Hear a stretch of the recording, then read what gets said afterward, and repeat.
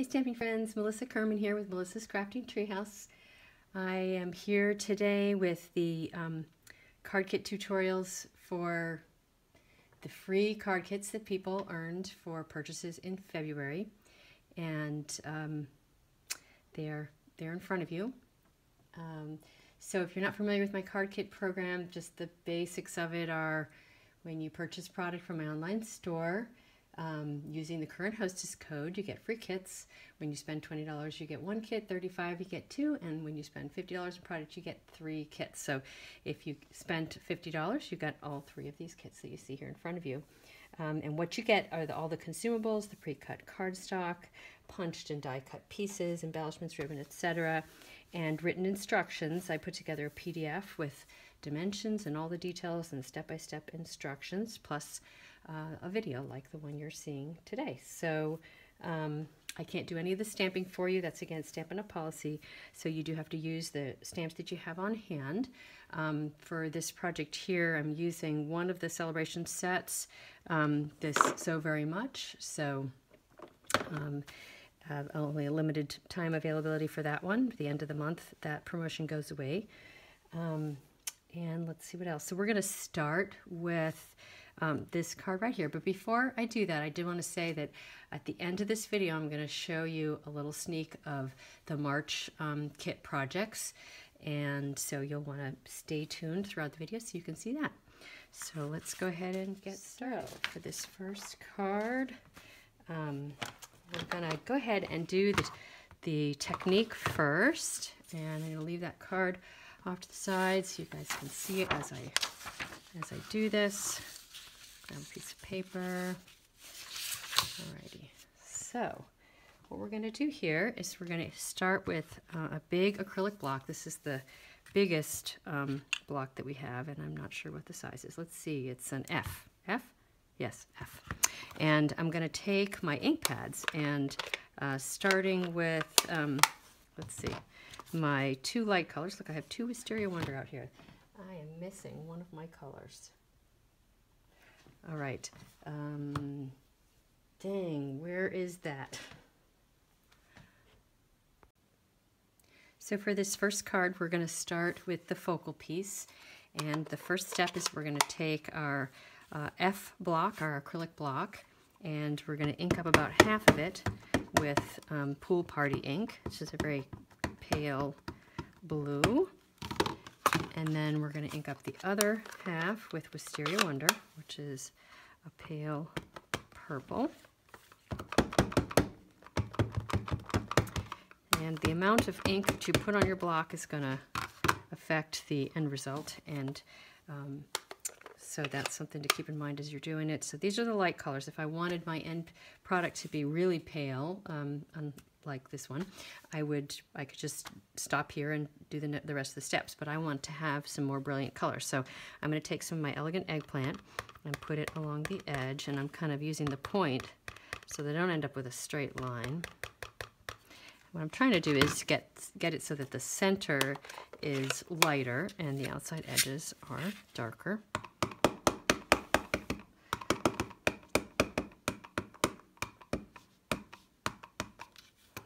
Right. And then I'm going to take my spray bottle and I'm just going to spray my acrylic block to blend the colors a bit. So I'm going to do about 5-6 sprays. And how close you are or how far you weigh, of course, is going to affect how much water comes out of your spray bottle. I'm just using a full-size bottle, so I might get a little bit more water when I spray from here versus one of the small little spritzers that, like this one, the Stampin' Up! Spritzers. So it's kind of how much water you use is also going to affect the end result. So let's see what this one does. Everyone's going to be a little bit different. So I'm going to take some paper towel there just to protect my surface and grab that's my actual kit, so that's the material packet that you're going to get. Take out my piece of watercolor paper. You can see I've got some twine in there and rhinestones and all the pieces, an inside piece. This is watercolor paper. So then what I'm going to do is I'm going to take my acrylic block and I'm going to stamp that color right on there. And I can sort of do it at an angle if I want, or I can do it straight on. I'm going to do this at an angle. And then I'm going to lift it up, and as you see me lifting up, you can see the colors are moving around, and I'm going to lift it up so that the water pools towards the bottom. So that ended up being kind of on the light side, but I like it. The words will show up well. I can also take the residual ink that's on my stamp and go back in and add some color. This will blend the color some that's on there, blend those purples and the blues. And there you got it. So you'll find that this sort of pooling of water is going to give you kind of a cool, interesting effect. And up here, there's a little bit less water, so you get more texture.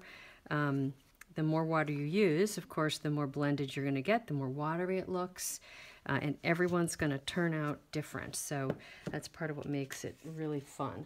So just show you a couple of other samples of this project. So I did this one, and instead of using the So Very Much stamp set, I used the Big on Birthdays set. This is in the Occasions catalog, one of my favorite sets in the Occasions catalog. There's another one, and that's done sort of in lighter.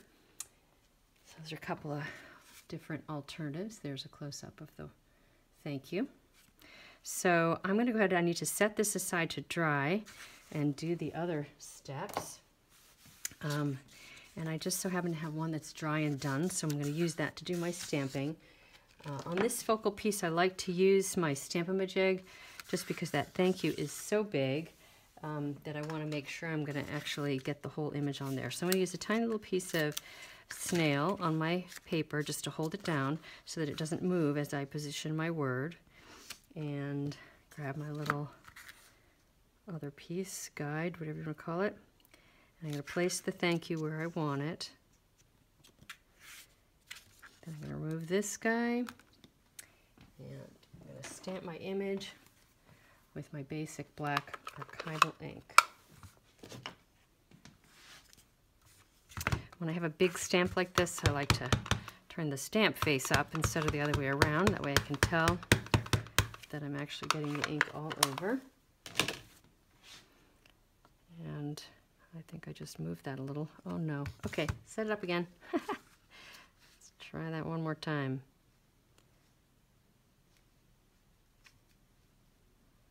Okay, there we go. It's good to ink it up ahead of time. That way you don't have to worry about the guide moving. Okay, there we go. And there's my thank you. Isn't that pretty? And I got it just spot on because I used my handy dandy little tool, the Stamp-a-Majig. All right, so for the final assembly, I have done some of the parts and pieces ahead. So I put the inside piece in. I've attached my black layer to the elegant eggplant, and you're going to get a nice long piece of string, which I just tied. Okay, well, it's going to stay tied. I always say with my in-person customers when they come to classes that there are no mistakes, just opportunities for other creative outcomes. So that little knot, if it shows on the front, oh look, it did, is just going to be another creative outcome. Let's see what we think of it. All right, so I'm just going to tie a little knot. I like to kind of make the strings overlap a little bit as I wind them around. Kind of keep it interesting. Tie a little knot and snip off the ends. I like my ends to be kind of on the small side. And then I've started by putting some dimensionals on the back side. You may notice I put them up high so they wouldn't get in the way of me wrapping my string around. But I'm going to put a few down low over the top of that twine, and that'll help keep it in place too. Okay, and then just going to go ahead and attach this.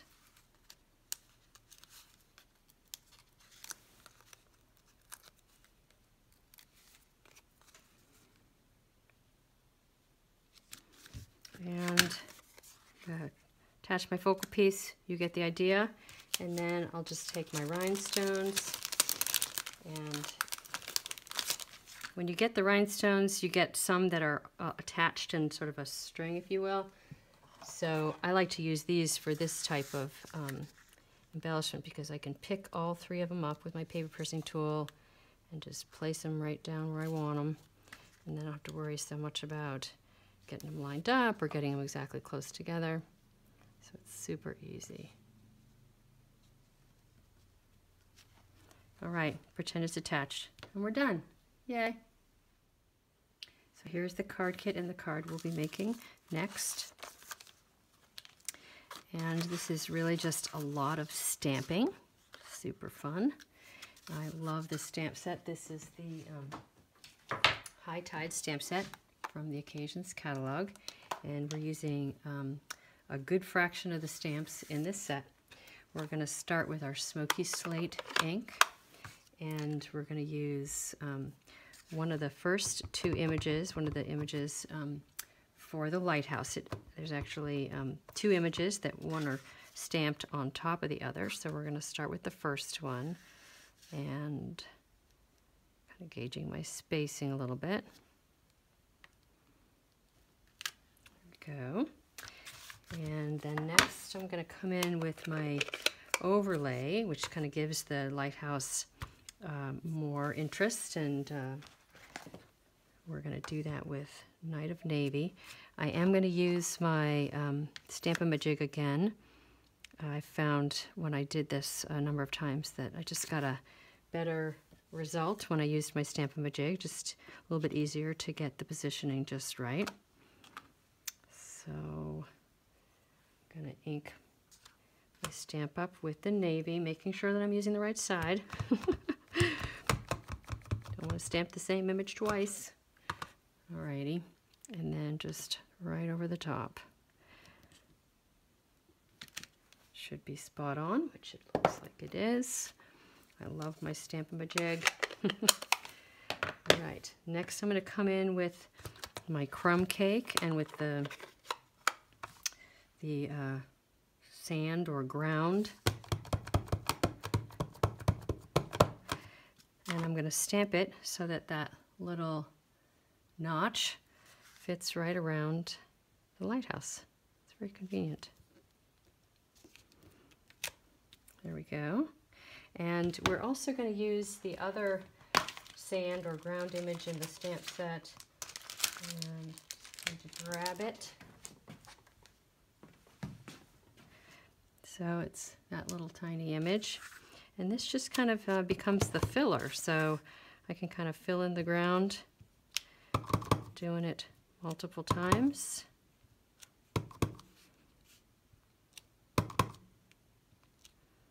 First and second inking if I want. Before you know it, you have what looks like sand. Alrighty. Okay. I have now made myself a mask because I'm going to do the ocean next. So I just stamped my lighthouse on a Post-it note. And I didn't cut it all the way out because I know my ocean's not going to go all the way up. So I'm just going to cover up my lighthouse. Grab my Marina Mist ink. And I'm just going to stamp as much or as little as I want. Now I did also create myself a mask for the ground as well. That way I can overlap my lighthouse and make sure that the ocean goes right up to the lighthouse.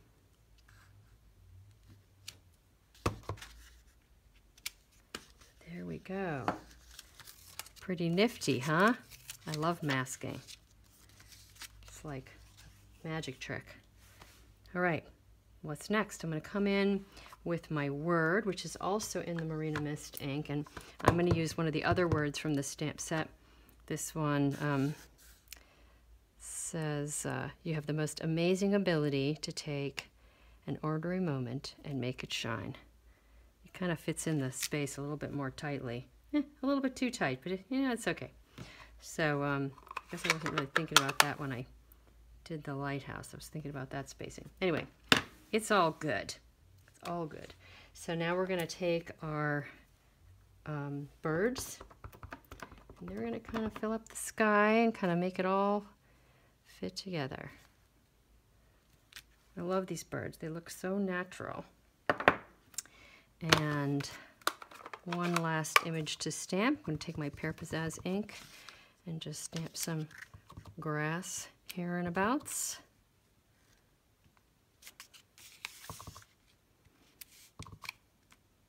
As much or as little as you want. And there is all my stamping. So now this focal piece also has some Wink of Stella on it. And it's the clear Wink of Stella. I don't know if you can see that on camera, kind of get a little glimmer of it. I just colored over the whole thing with my Wink of Stella.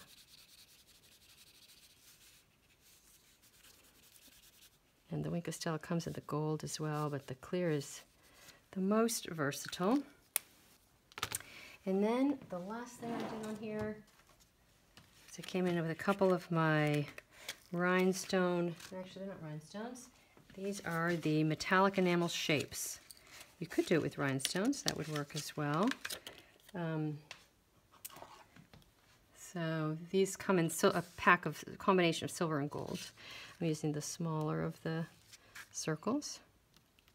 They have a glue dot on the back side, so it makes them really easy to put on. Use your paper piercing tool, one of my favorite tools, to place it down. And then I'm just going to go ahead and attach my pieces, fold up my card, put my inside piece in, and I'm all done. So here we are with our last of the 3 projects. So you can see how the kit's going to come like this. This is the final project. Now I love all of these projects, but I really have a soft spot for this one. I don't know if you can really tell, but I got some gold embossing in there and some Wink of Stella on the bees. I just love this card. So I hope you do too. I'm going to start with one that kind of gotten a jump start on just to move things along. I've attached my Wild Wasabi cardstock to my espresso piece, and I've stamped on the inside with my vanilla piece. You'll of course get those pieces. And then this garden green piece has dimensionals on it, and that's just going to get centered right there on the front when we get there. And let's get to the stamping. So in your packet, you probably noticed you're going to get a embossed piece. It's embossed with the Hexagons embossing folder, one of my absolute favorite items in the Occasions catalog. And we're going to be using a number of stamp sets here. The Thoughts and Prayers stamp set, which is this one right here. This one uses a lot of stamps. We're going to be using the Touches of Texture, another one of my favorites. And one of my go-to sets, Gorgeous Grunge, use it all the time. Just love that one too. So we're going to start with the foliage image from Thoughts and Prayers with our Wild Wasabi ink. And I'm going to ink up my foliage and just do a smattering of images, first inking, and here I'm going to do second and even third. Gonna do one up here. I just kind of like them to be sort of spread around for second and third inking and each spot that I do. That just gives it a lot of dimension. It looks like there's images in the foreground and in the background.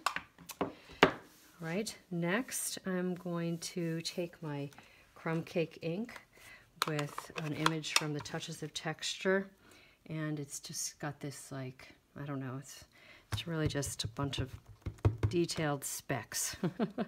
And I'm going to stamp those kind of in the center, a little bit off the side. You can see that. It's really just kind of adds some texture in there. And next I'm going to stamp my bees, and I'm doing that in my archival black. And I just realized I have to run over a bit because it's across the room. I'm still here. Okay, gotta grab my bee. We used it for our project this month at Club, and so it was stolen and in a different spot. Okay, so I'm just going to stamp my image in a few places. And I love that rich black. It's such a cute little bee. And I like to kind of get a little bit of black here and there off the edge. Now off the edge oftentimes looks more natural, so I encourage you to do that. Next I'm going to actually do what I call coloring in the bee, but I'm coloring it in with a stamp. So I'm using this tiny little stamp that is supposed to be the inside of a flower, and I'm using my crushed curry ink, and I'm just going to stamp right over the bee's body. And it's not going to be exactly on there, but it's going to be close enough, and it's going to give some color to that little bee. Isn't he cute? I think he's the cutest little thing. All right, so there's my little bee center. All right, next, for some of the final touches, we're going to do some sponging. So I'm going to start with my wild wasabi, and I'm just going to kind of emphasize the areas where I did that same color. So I'm going to go over my foliage just really lightly.